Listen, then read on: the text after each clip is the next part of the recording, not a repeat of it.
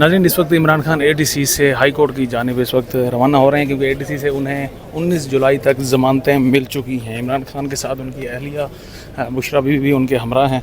19 जुलाई तक ज़मानतों में तोसी हो चुकी है और इस वक्त हाई कोर्ट की जानिब खान साहब रवाना होने के लिए इस वक्त मौजूद हैं ATC में। नाज़रीन, जहाँ अब हाई कोर्ट जाएंगे और वहाँ पर भी मुख्तलिफ़ मुकदमात हैं जिनमें उनकी कोशिश होगी कि वहाँ पर जाकर ज़मानतों में वहाँ पर भी जाकर ज़मानतें ले सकें।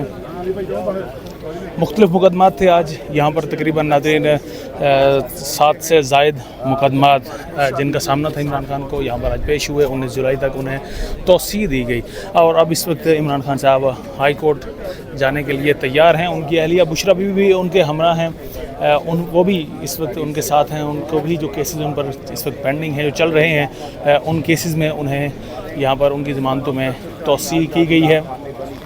इमरान खान साहब नाज़रीन रात बनी गाला उन्होंने गुजारी। बनी गाला से आज यहाँ पर सुबह यहाँ पर पहुँचे थे आज ATC में, जहाँ पर अब 19 जुलाई तक उनकी ज़मानतों में तौसीह हो चुकी है। ये वकला की अगर दिखाएं आपको तादाद, बहुत बड़ी तादाद है वकला की भी यहाँ पर मौजूद है। नाज़रीन